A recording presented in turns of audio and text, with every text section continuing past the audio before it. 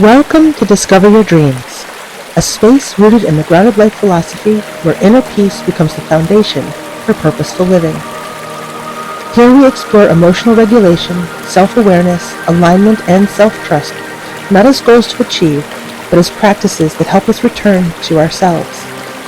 Because life doesn't become meaningful when we become someone else.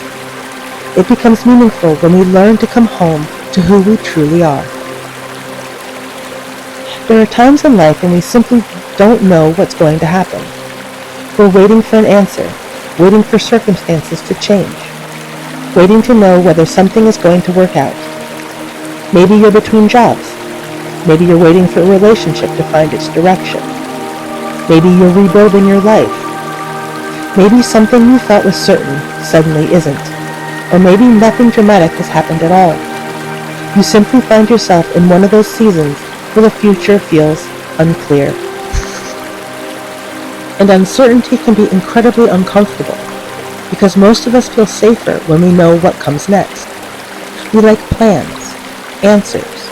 We like knowing where we're going. But life doesn't always give us that. Sometimes the path doesn't become visible until we're already walking it. And that's when we have a choice. We can spend all of our energy trying to create certainty, or we can learn how to create stability, even while uncertainty remains. Those are two very different things. And today I want to talk about the difference, because one of the greatest lessons I've learned is this. You don't have to know what's going to happen next in order to feel grounded today. Certainty and stability are not the same thing. We often use these words almost interchangeably, but they're not the same. Certainty comes from knowing. Stability comes from trusting. Certainty says, I know what's going to happen. Stability says, I don't know what's going to happen, but I trust myself to meet it. And that distinction changes everything, because certainty depends largely on circumstances. Stability can be cultivated within you. Think about how much our anxiety comes from trying to answer questions that simply cannot be answered yet. Will this work? Will they stay? Will I have enough? Am I making the right decision? What happens 6 months from now? What if something goes wrong? And our minds keep circling those questions as though thinking about them long enough will eventually produce certainty. Sometimes it does, but often it doesn't, because the information simply isn't available yet. So we think harder, plan harder, predict harder, and eventually we exhaust ourselves trying to solve a future that hasn't happened. There's a reason uncertainty can feel so difficult. Your nervous system is constantly trying to determine, am I safe? Do I know what happens next? Can I predict my environment? When something becomes unpredictable, our attention naturally increases. We start scanning, watching, planning, trying to anticipate what could happen. In small doses, that's useful. But when uncertainty lasts for weeks or months, that vigilance can become exhausting. And that's where something interesting happens. We often decide that the solution is to eliminate uncertainty. So we start trying to control everything around us. But sometimes uncertainty cannot be eliminated. Sometimes the relationship really is unresolved. Sometimes you really don't know what the next job will be. Sometimes the money isn't figured out yet. Sometimes you're waiting for information. Sometimes you're standing between one chapter and another, and no amount of thinking will change that today. So if peace requires certainty, we've created a situation where peace has to wait. But what if it doesn't? There have been seasons in my life when almost nothing felt certain. And during some of those periods, I kept thinking, when this gets figured out, I'll relax. When I know where I'm going, I'll relax. When I know how this is going to work, I'll relax. And when I know what comes next, then I'll feel safe. But the finish line kept moving, because the uncertainty would resolve and another would appear. That's life. Eventually, I began realizing that if I needed everything around me to become stable before I could feel stable within myself, I might spend my entire life waiting. So I started asking a different question. Not how do I make everything certain, but what can I make steady today? That question was much easier to answer. When life feels uncertain, don't try to stabilize your entire future. Stabilize your day. There are things you probably do know. You know where you'll have your morning coffee. You know when to feed the animals. You know you can step outside. You know you can make your bed. You know you can take a walk. You know you can sit quietly for 5 minutes. These things can sound almost ridiculously small compared to whatever enormous uncertainty you're facing, but that's exactly why they matter. They give your nervous system predictable experiences. I sometimes think of these as small islands of certainty. Ocean around you may still be moving, but you have somewhere to stand. And those small anchors begin telling your body everything isn't uncertain. Some things are still steady. This is also why simple routines can be so helpful during difficult seasons. Not rigid routines, not schedules that become another source of pressure. Gentle rhythms, morning coffee, a walk after dinner, feeding the animals, writing for 10 minutes, sitting outside before beginning your day, calling someone every Sunday, making dinner at roughly the same time, going to bed with the same small ritual. These things aren't important because productivity experts tell us routines make us successful. They're important because rhythm communicates continuity. Life is still happening.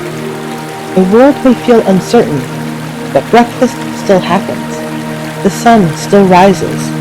The dog still wants his walk. The plants still need water. Your favorite mug is still in the cupboard. There is something profoundly grounding about ordinary life when the larger picture feels uncertain. One of the most helpful things I've learned during uncertain seasons is to stop trying to live 6 months from now. Sometimes even next month is too far away.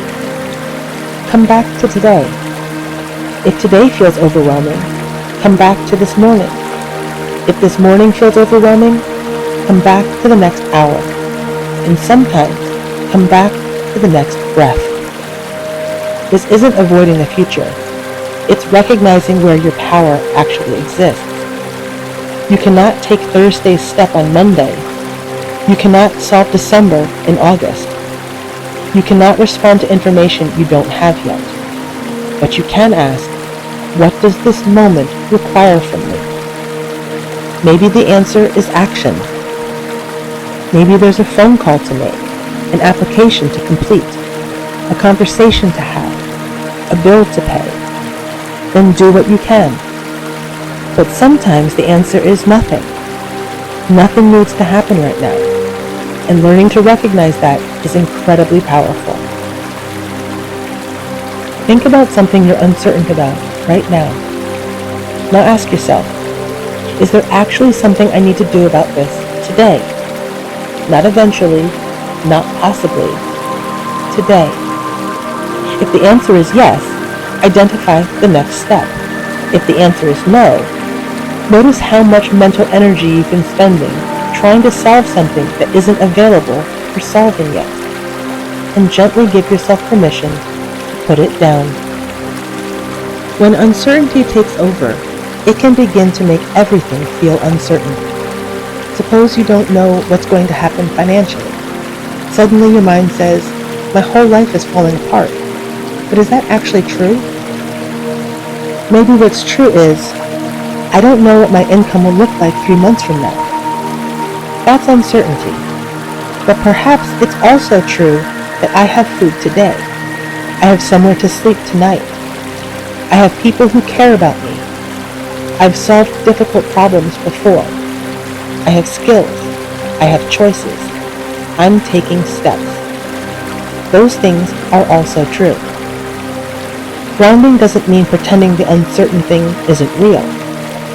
It means refusing to let one uncertainty erase everything that remains steady. I've had moments where my mind has gone far ahead of my actual circumstances. One unanswered question becomes 10 imagined problems, and before long, I'm emotionally responding to a future that hasn't happened. That's when I've learned to bring myself back with the very simple question: what is true right now? Not what am I afraid might happen, not what happened before, not what someone else thinks might happen. What is actually true right now? That question has brought me back to myself more times than I can count, because fear speaks in possibilities. Grounding speaks in what is present. We also need to talk about physical stability, because you cannot separate your experience of uncertainty from the body experiencing it. When life feels chaotic, basic care becomes even more important. Eating, sleeping, hydration, movement, breathing, getting outside, reducing unnecessary stimulation. Those aren't glamorous practices, but grounded living isn't usually glamorous. It's practical. Sometimes the most spiritually profound thing you can do when your mind is racing about the future is eat something nourishing and go outside, because you're reminding yourself, I have a body, I'm here, it's today, I'm taking care of myself now. That's grounding. Here's a practical exercise I want you to try this week. Take a piece of paper. At the top write, what I don't know. Write down the uncertainty. Maybe, I don't know whether this opportunity will work out. I don't know what my finances will look like in 6 months. I don't know where this relationship is going. I don't know exactly what my next chapter looks like. Then underneath that write, what I do know. And really think about it. I know what matters to me. I know what I won't accept anymore. I know I've survived difficult things before. I know who I can call. I know what I can do today. I know it helps me feel grounded. I know I can change direction if something doesn't work. I know I don't have to have every answer today. Look at those two lists. Usually the first one contains circumstances. The second contains you. And that's where stability begins. This brings us to something even deeper. The ultimate goal isn't believing everything will work out exactly the way you want. Because sometimes it won't. Plans change. Relationships change. Opportunities disappear. Unexpected things happen. A grounded life isn't built on the promise nothing bad will happen. It's built on something much stronger. Whatever happens, I will stay with myself. Think about the difference. You don't need life to promise you certainty.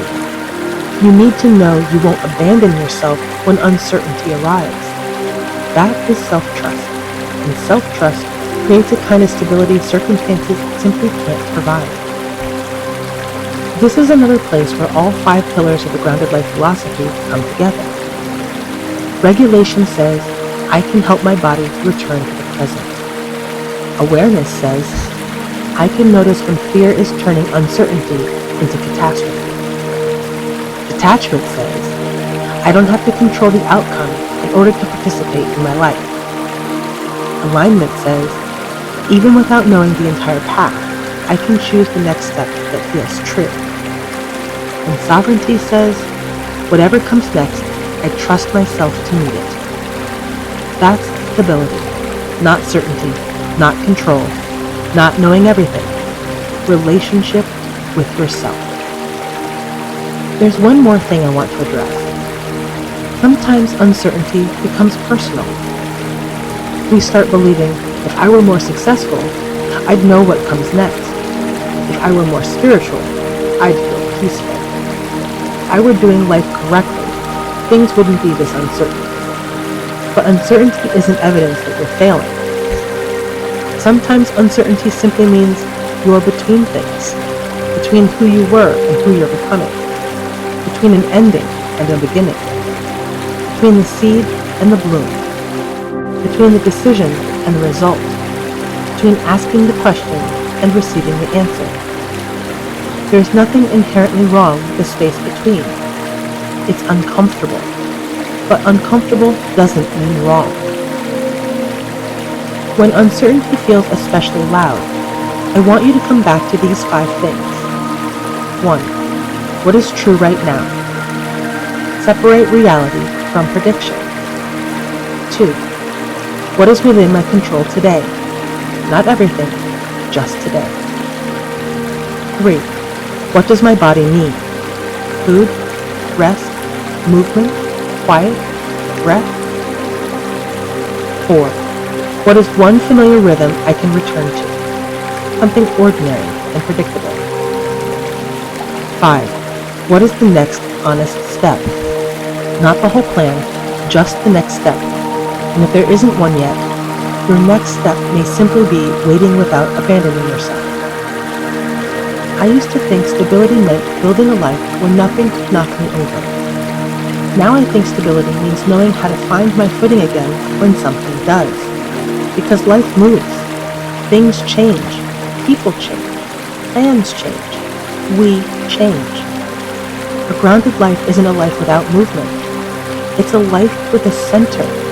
And when you know where your center is, you can move with life without losing yourself inside of it. So if you're in an uncertain season right now, you don't need to solve the entire future today. Find something steady. Your breath, your morning routine, the ground beneath your feet, someone you trust, something you know to be true, and most importantly, the relationship with yourself. Because perhaps the greatest stability you can ever create isn't knowing what happens next. It's knowing whatever happens next, I know how to come back to myself. And sometimes that's enough. If the Grounded Life philosophy has become meaningful to you, I've created the Grounded Life collection, journals, mugs, clothing, and other pieces inspired by these teachings and designed as simple reminders to return to yourself and live from a more grounded place. You'll find the link to the shop in the description below. Thank you for spending this time with me. Remember, the work isn't becoming someone else. The work is returning to yourself, because that's where peace begins and where a grounded life is built. Until next time, take good care of yourself.